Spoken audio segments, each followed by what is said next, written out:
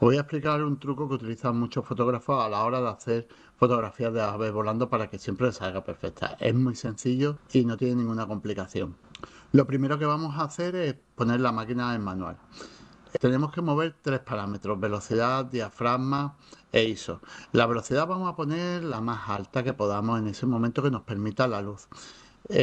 Preferiblemente siempre a partir de 1600, es decir, 1600, 2200, 3200, siempre mientras más alta mejor. El diafragma nos va a ir determinado prácticamente por nuestro objetivo. Los teleobjetivos 150-600 y ese tipo de teleobjetivos suelen ser en 5,6, 6,3. Pues bueno, pues ese es el diafragma que vamos a... Y ahora lo que vamos a hacer es lo siguiente: vamos a poner un ISO 200.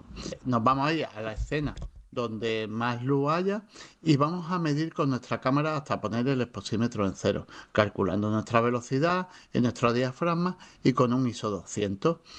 Una vez que ya lo tenemos calculado y que nos da bien y que el fotómetro está en cero, ahora lo que vamos a hacer es quitar el ISO de 200 y lo vamos a poner en ISO automático. Esto lo que va a hacer es lo siguiente: que nosotros se nos va a quedar fijo nuestra velocidad y nuestro diafragma, por lo cual siempre que disparemos vamos a dejar el ave congelado.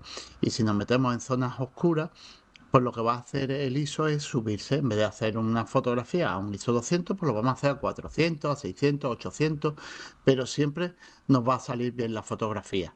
¿Y por qué entonces ponemos ISO 200? Pues muy sencillo, porque si después el sol se mueve y nos entra en nuestra escena un poco más de luz y vamos a hacer esa fotografía, pues el ISO se va a bajar a ISO 100 y nos va a salir perfecta. Por lo tanto, es un truco donde al final lo que vamos a hacer es utilizar un ISO automático teniendo un parámetro de una velocidad y un diafragma, que nos vamos a asegurar que siempre la fotografía va a salir perfecta y nuestro ave va a salir congelado.